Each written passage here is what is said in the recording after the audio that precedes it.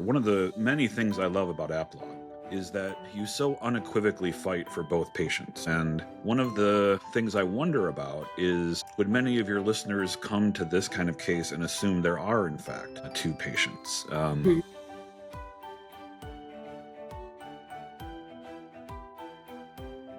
Welcome to Caring for Both, a curbside consult series by the American Association of Pro-Life Obstetricians and Gynecologists, or AAPLOG. On this episode, we bring on experts to provide insight to support you as a medical professional in your life-affirming practice and career. I'm Dr. Susan Bane. I'm a board-certified obstetrician and gynecologist, and I'm vice chair for the AAPLOG's board, and I'm your host today. So we're releasing this episode a little bit earlier than usual because we want to address the tragic story that's been circulating in the news internationally. 30-year-old nurse and mom, Adriana Smith, was 9 weeks pregnant with her second child when she visited the emergency department and was having severe headaches. Unfortunately, she was given pain medication, but the diagnosis of blood clots that she had in her brain weren't immediately diagnosed. And unfortunately, she was declared brain dead about 3 months ago.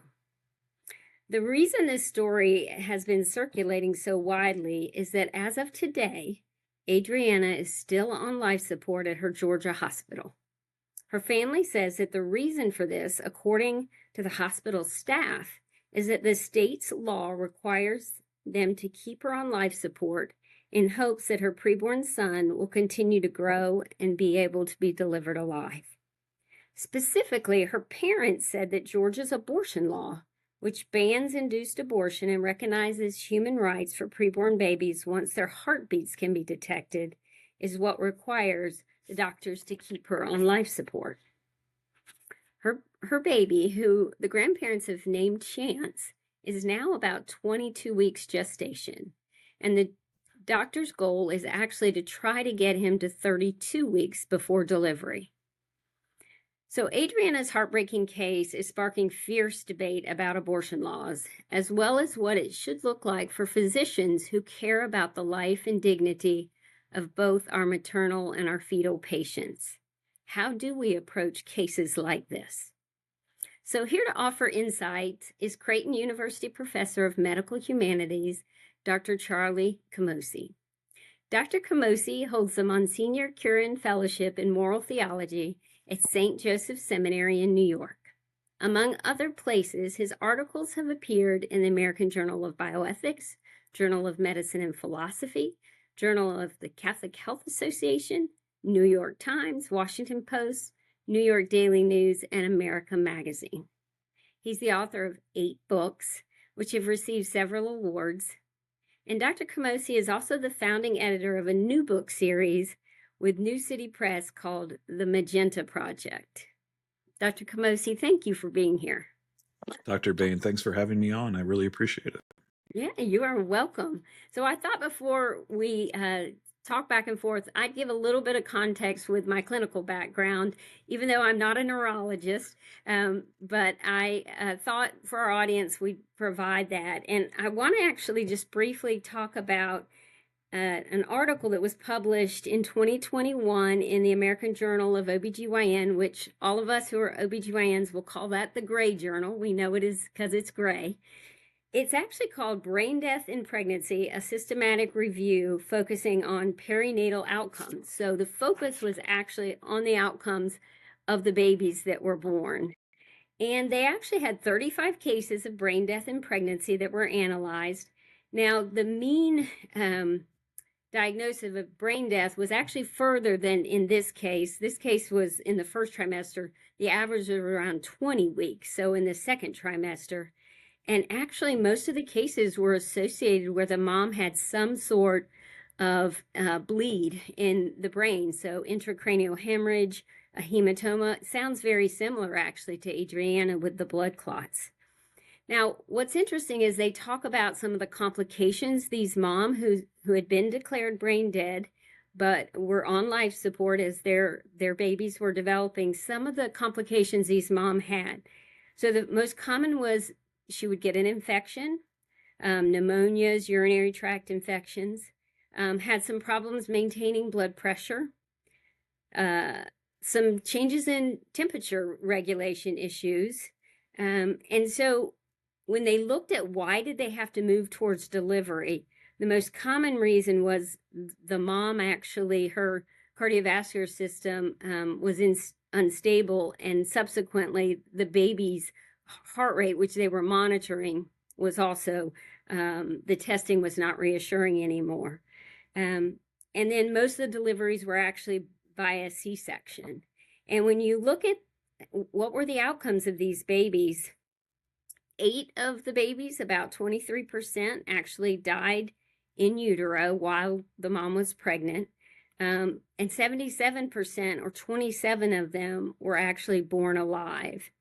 And when you break down like what were beyond being alive when they were born, what they showed was that 8 of the babies, or 23%, were actually described as healthy at birth, and 15, or 43% of them, had a need for longer term follow-up, and 2 of the babies had actually some neurological problems at that longer term follow-up, and a couple of the babies actually died after being born alive. So there was a wide range in the outcomes related to the baby's birth. So that's kind of a systematic review that we actually have in our literature. And so when you think about, Dr. Camosy, coming from your background and brain death, as you're talking to clinicians here, and I know you teach in medical school, tell us a little bit about your thoughts related to that diagnosis, what it means for doctors, and the interactions we have with families. Yeah, well, there's so much there to talk about. I teach a whole elective at Creighton called Brain Death: What's the Latest? Um, and so it's tough to know where to begin. I guess I'll begin here. One of the many things I love about AAPLOG is that you so unequivocally fight for both patients. And one of the things I wonder about is, would many of your listeners come to this kind of case and assume there are, in fact, 2 patients? Mhm. When I would teach the course at Creighton, providentially, maybe, the students were doing their neural block at the time. And so I was very excited about that. Like, wow, this is going to be great because you're learning about all this stuff that is so relevant. And what I discovered is they hardly even talked about brain death at all in their neural block. It was just sort of like, here's how to do an apnea test and blah, and all the things. There was no sense that was even controversial. So maybe the place to start, for me anyway, is a little bit of history here, how we even got to brain death as a thing. Yeah, that'd be great.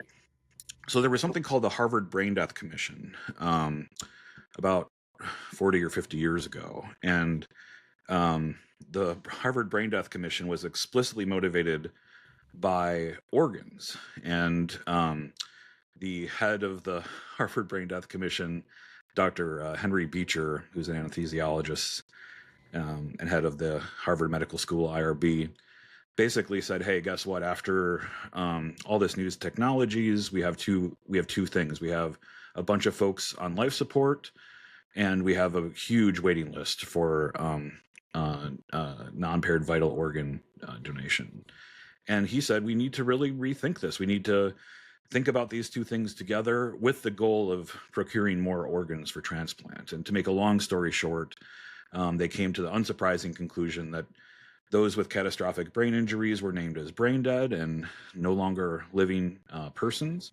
And so we could use the dead donor rule and say these individuals could donate their organs. In fact, there was a early version of the Harvard Brain Death Commission's report where the dean of the Harvard Medical School said, redo this because it sounds like you're just straight up changing the definition of death to get new organs. So they came up with a different version.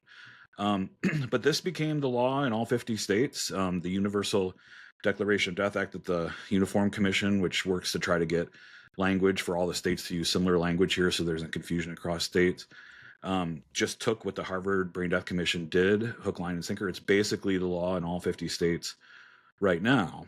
But what's happened more recently, which is so interesting, is that the language that was used at the time was you needed death of the whole brain, including the brain stem, in order to count as brain death. But in part because it's hard to test for things like hypothalamic function and other parts of the brain, especially that are part of the stem, doctors weren't really testing for whole brain death, and they would be very clear about this. They weren't sure, frankly, whether the hypothalamus was functioning or not, for instance. And so what they've been pushing for some time now is to say, do we really need this language about death of the whole brain, including the brain stem? Shouldn't we sort of be more honest? Some would even say this. Shouldn't we be more honest about what we're actually doing? We're not really testing for that. And so there was just a couple of years ago, and I was an observing member of this committee, a new Uniform Commission meeting to sort of revisit what they did back in 1981. And they could not get any consensus about this. There was no consensus about whether we should keep what's there, whether we should get rid of brain death altogether, whether we should, say you can be brain dead but still have hypothalamic function or other kinds of function. And so the Uniform Commission proposed no change to what's called the UDDA. Let me say one. I know I'm going on here, but let me say one more thing about this. No, it's great. The American Academy of Neurology, soon after this, put out an article saying we have a consensus to say that you don't need to test for hypothalamic function, and we need to not talk about death of the whole brain, but rather the death of the brain as a whole, which is a slight change and could have pretty significant philosophical change in meaning there. And so, what's so interesting about all of this to me is there are so many new questions to ask about this that weren't being asked before.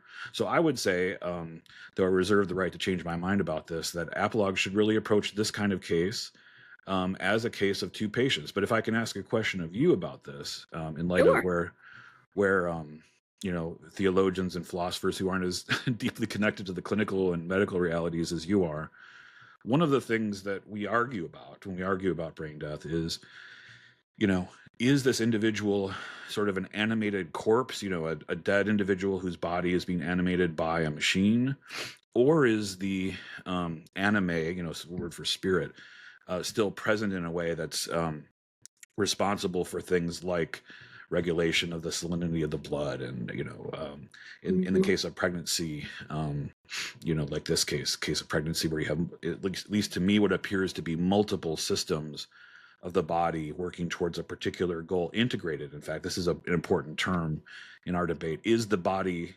integrating itself towards a particular goal using multiple systems? And from my perspective anyway, if the body is integrating itself, if there's multiple systems being integrated towards a goal, that there's no way we could call that individual dead. But I'd be very interested in your view about that.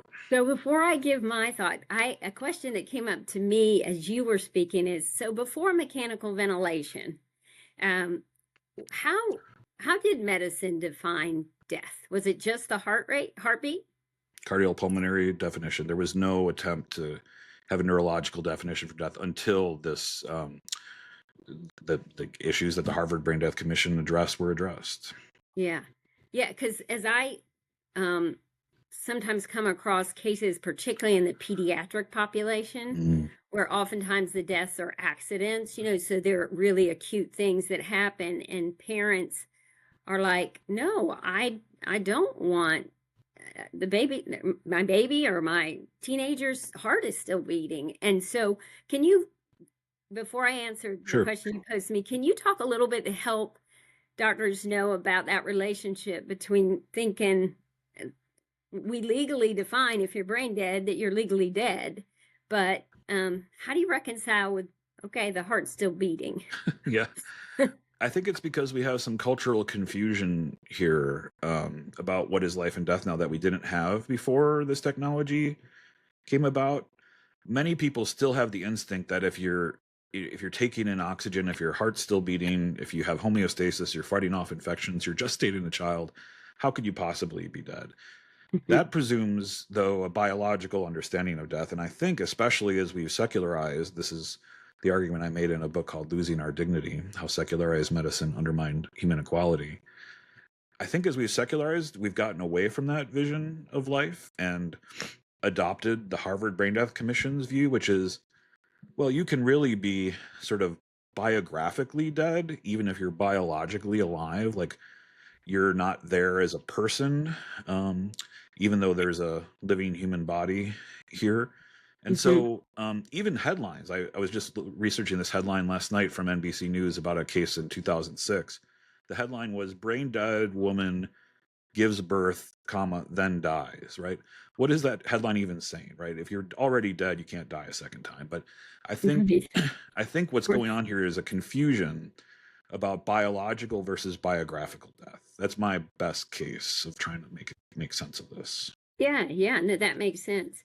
Well, one of the things, getting back to your question, one of the things that I did to prepare for today, particularly because I am not a neurologist and or a maternal fetal medicine specialist who has 3 years training beyond my general OB-GYN training in complicated pregnancies, I actually did a little research that I'm going to read from their abstract. It's the Handbook of Clinical Neurology, and it's called Neuroendocrinology of Pregnancy and Parturition, which is delivering.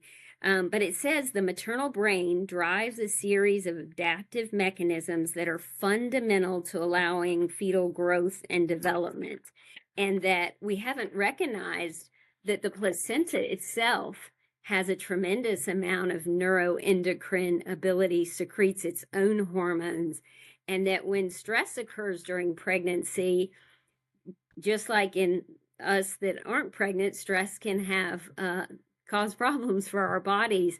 But when you think about Adriana's case, where she has been diagnosed with brain death, but she has a baby who's developing. That baby is still relying on that neuroendocrine connection from his or her mom, or it's a little boy, his mom. And so, I think we don't truly understand what her hypothalamus and all of that control of the neuroendocrine pathway is happening. We do know that, as I said in that case series, that some of the babies don't survive. And is it that excessive stress that can lead to preterm birth? A lot of the babies in that series were actually intrauterine growth restricted, meaning small. And that often, there's multiple reasons that can occur. But I think we can't claim this baby is going to be 100% healthy, but I can't claim that in lots of clinical Right. situations. But I think sometimes that's some of the argument I'm hearing. It's on both sides. For the people who recognize there are two patients, there is the piece of, but the mom is suffering. And then the other side is, and we can't guarantee this will be a healthy baby. So we should just go ahead and pull the plug and, end both their lives, even though she's supposedly already dead, as you said. Right. you know. Right. So It's an interesting place to be, especially for those of us who care so deeply about vulnerable disabled children. I mean, why would the mere chance that this child will be born disabled or die impact any of our decisions here, mhm. right? It seems to me that if we're going to say it would be legitimate to continue this pregnancy, I can understand why we would say that the percentage chance the child will be born and born healthy would matter at all to what we're doing here, unless we're saying somehow that a disabled life is worth less than a non-disabled life or something like that, which hopefully we reject. Yeah, I mean, APLOG most certainly rejects it, but some of the other medical organizations that are in women's health would not reject that. And actually, a lot of we could get in a whole talk about antenatal testing and related to trying search and destroy missions, Yeah, for sure. basically, that happen in terms of that. Let me move on and ask this question. So when reading about Adriana's case, some feel that her doctor's interest in preserving Chance's life conflicts with the interest in honoring Adriana's dignity and bodily autonomy. What are your thoughts related to that? Yeah, I'm not sure why they would conflict unless we had some sense that Adriana would not have wanted to live life on a ventilator. And we can talk about, I think that would be a legitimate choice for her to have made before this had happened. If there was a conversation she had with someone, medical power of attorney, some advanced document. She took a bioethics Right. class one time, and when somebody heard her say it, whatever. Mm-hmm. But to my knowledge, we have no evidence that that's the case. And so if somebody were to say we should terminate this pregnancy, which, as you know, a lot of people are saying, Mm-hmm. it doesn't seem to be a pro-choice position at all, right? It's somebody else making the choice for her. Right. And if one is genuinely pro-choice, one should need evidence if we're going to terminate this pregnancy, which I don't think we should. But if we are, from that perspective, surely we would need some evidence to say, well, this is what she would have wanted. But what I hear a lot of people saying in concert with the topic we just looked at, which is the chances of the baby being born with a disability, is we have a lot of pro-abortion people here who are just want the pregnancy aborted, the child to die, and the mother to be taken off of life support. So it really sort of highlights the difference between a genuine pro-choice position, which I don't share, but at least you can argue for consistently, and a pro-abortion position. And if we're going to respect her autonomy, her bodily autonomy, why would the default be to terminate pregnancy? Right. In many cases, the decision is goes the other way. So that's how I would respond to those kinds of arguments. Yeah, I mean, I have had women who are conscious but very, very sick that I've had to have hundreds of bedside conversations over the past 30 years about prematurely having to separate mom and baby, having to move towards delivery. And they're devastated and they're fighting for just give me another day, because they're fighting for their baby so much. And I think we're presuming that Adriana isn't fighting for her baby, and making that assumption, which, as you said, if you're truly pro-choice, you would want her to have that choice. And no, there wasn't an advance directive in place where she said those things. And I don't think her family has said, no, we know she said those. And so if we're going to err on caution, we're going to try to say, and what she, as a mom with this pregnancy, she was doing everything to care for it before she tragically got sick. But Yeah. this is a very important point for the abortion debate more broadly. When people say, let's respect women's autonomy, let's respect women's choices, the fact that this goes immediately to terminating the pregnancy in this case's discussion is just a huge red flag for what people actually mean when they say respect women's autonomy, respect women's choices. What they actually mean, not everyone, but in many cases, what they actually mean is, let's make sure that an abortion can happen, right? Let's make sure it terminates. Women's autonomy, protecting women's autonomy and choices could also very well mean staying pregnant, protecting the child, caring for the child. Exactly. Yeah, moving towards childbirth. So talk to us a little bit about how you think about suffering in this case, and concerns people have about both patients potentially suffering. Yeah, so one of the things that I try to teach all my bioethics students is, let's be very clear, or at least as clear as we can be, about when we say things like we want her to not suffer, or the patient to not suffer, whether, again, language is slippery. People say words and might think they have one meaning, or the meaning isn't as clear as we might otherwise hope. There might be some self-deception going on. I include myself in that. That's a human trait. We all deceive ourselves about certain things. It could very well be when somebody says, I want to stop this patient from suffering, or the reason I want care withdrawn is because the person on the ventilator needs to stop suffering. The suffering may actually be with the person who's witnessing the suffering more than the supposed sufferer. It's a very interesting position, isn't it, to say this is a dead individual and we're animating a corpse here with a ventilator, and to also say the individual is suffering. What could that possibly mean, right? Yeah. I guess one could say, again, this, the distinction between biological and biographically alive or dead.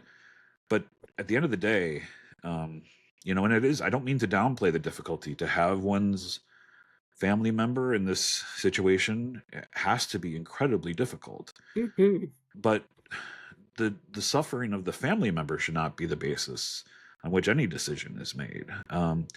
With the child, we might have more realistic or more understandable sort of argument there. But as far as I can tell, the baby is not suffering in utero, right? We don't have any evidence of that, though you could correct me on that. We might talk about future suffering, if the child is born with certain kinds of problems. But again, there we're making a judgment, aren't we, about, or at least risking making a judgment about what kind of lives are worth living. Certain disabled populations, if they're suffering, may not have lives worth living or something like that. These are things, suffering is important to consider, um, and across all of these three individuals, but should not be dispositive in my view. Yeah. Thank you. I've noticed you've written a lot about end of life issues and you care deeply about that. And when we think about perinatal palliative care, that comes into play in this case. So it is when there is a complication in pregnancy, particularly it can be a life-limiting condition that's been diagnosed with the baby. But Adriana's case would qualify for having a support team that could really help her parents, her friends, her family who are trying to navigate such a difficult situation and want to love their daughter and want to love Chance, their grandbaby. Um, can you think in terms of parallels with hospice and how it is? Because a lot of our listeners are dealing with hospice too, not just perinatal palliative care. But what are your thoughts on how we can make end of life issues for the whole spectrum of ages? How can we do that better in our country and in our medical system? Well, thank you for asking about that. My next book, which comes out in 3 months or so, is on um, an attempt to kind of formulate a cultural resistance to physician-assisted killing at the end of life, with precisely a lot of these concerns in mind. And at least the fear of suffering, physical suffering at the end of life, is part of those discussions. But interestingly, it doesn't make, in Oregon, it doesn't even make the top 5 reasons people request physician-assisted killing. It's much more about fear of loss of autonomy, fear of loss of enjoyable activities, fear of being a burden on others. Mhm. Um, but I take it in this case, with these kinds of cases, being able to tell grandparents here, we have a team ready to go to care for this baby, if the baby needs perinatal hospice or palliative care of any kind. We're not going to be abandoning this baby. We're going to be taking good care of this baby. And that may alleviate, if there are concerns, it also may alleviate some of the concerns of people who think this child should not live, right? If they're worried about the child suffering. This is important to talk about in the abortion context. It's important to talk about this, which is also a sort of an abortion context. And it's important to talk about more broadly. Once people get a sense, as is the case, that we can control most of the suffering of folks who might be in danger of dying or have life-limiting conditions, the debates about these things often go quite differently, in my Yeah. experience anyway. Yeah, there's so much that we can do better when it comes to helping people have greater confidence in the pain management at the end of life. And Absolutely. so, yeah, we have a lot we can do. So I'm going to ask you a question that is not on our Sure. list, but it's in your bio, and I had read about it, and I just would love for you to talk about the Magenta Project Sure. because, oh gosh, so I'm a bridge builder, I'm a peacemaker, and I don't know why God called me to do this crazy pro-life. I'm on a podcast with you, um, but these aren't red and blue issues. They're not liberal conservative issues. Speak about the Magenta Project, because I just loved when I read about it. So magenta is the color that if you look at a color wheel, it's halfway between red and blue. So it was an attempt to sort of say, here's this color that doesn't fit into our left versus right, red versus blue, fight to the death. But a lot of people also think that if you have sort of a middle ground position or not one of the two quote unquote positions, that you're kind of milquetoast or boring. But there's nothing milquetoast or boring about magenta. It's this huge, bright, vibrant color that sort of draws a ton of attention to itself. It couldn't possibly be. So my views, especially as someone who's pro-life Catholic Christian, I think are pretty provocative. They're pretty energetic. They're pretty much an attempt to push into the culture a defense of human dignity that does not fit red or blue, right or left, but is not milquetoast or like a little bit of this and a little bit of that, not just a compromise. And it is good to find common ground, but it's not just about finding common ground either. It's about resisting a left versus right fight to the death, which hides rather than reveals truth, right? So many people are so much more invested in the defeat of the other, which they take their very definition from. If you only have two positions on a two-dimensional sort of imaginary, you get your identity by being against the other. How does the right understand themselves? Well, as against the left, right? And vice versa. So if you make things more complicated, if you make them more interesting, if you make them more beautiful, if you make them more focused on human dignity and less focused on trying to destroy, you can find things that you otherwise wouldn't find. At least that's my experience. And this book series is attempting to publish authors that fit into those spaces, those magenta spaces. We'll make sure we include that as a resource. I think one of the things in the medical profession, I recently wrote a piece that hoped to get it published soon called The Prodigal Profession of Obstetrics and Gynecology, What Has Been Lost Can Be Found. And I take Rembrandt's painting of the prodigal son, and in it, the older brother is standing there looking, judging the father just bringing the son in. And I talk about the son being us in OB-GYN, who need forgiveness, which is all of us, but also the we are that posture where we don't sit at the table well together, even though we're trying, because there's some wanting to hide the truth. I wrote what you said versus revealing the truth. And I think your message to us in this Magenta Project is a call out to the medical profession. I think a root of a lot of the chaos and confusion after the Dobbs opinion came right from the field of OB-GYN. And AAPLOG is trying to really correct that. And we want to welcome, we're a secular medical organization, though many of us are founded in our faith.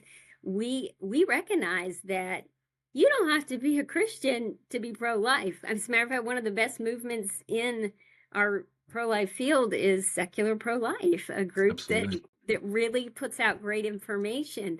And so we'll make sure that we put the Magenta Project in there, because we have to be able to come to the table, have great scholarly debate, and go get a beer together. And we've lost that. Well, we've lost it. But and maybe there are things we can do better. And by we, I mean sort of pro-lifers more broadly. But you know this better than I do, way better than I do. But there's something about secular clinical, medical, and educational structures that push back so hard that, we need to think better about strategies to try to somehow bore our way into that. Because for many, and myself included, but especially clinicians, it's virtually impossible to get heard, get a seat at the table on these questions, because of our at least perceived opponents have no interest in having a beer with us, right? Are much more interested in just slapping a label on us and not being heard. And it's not true everywhere. And in some places it's changing, not least due to the leadership of groups like AAPLOG.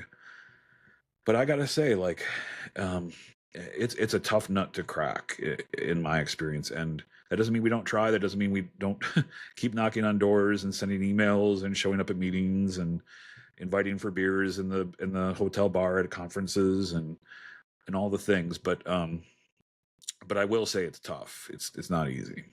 Yeah, AAPLOG really cares about currently practicing clinicians, but also that next generation that's now being taught that the direct and intentional killing of innocent human beings, whether it's the preborn or for other times in life, is medicine. And when you think of the purpose of medicine being health and healing, it just doesn't align with that. And hopefully we're empowering that next generation to question, the lecture they're getting that says that it is. So, all right, well, let me wrap up with just one more question. So what resources would you recommend for medical professionals who really want to learn more about ethical considerations surrounding brain death in pregnancy, if you know any of those, and or just end of life issues in general? So I would the article you mentioned at the start, I think would be a good one for with pregnancy. I'll shamelessly promote two pieces of mine and then a third one.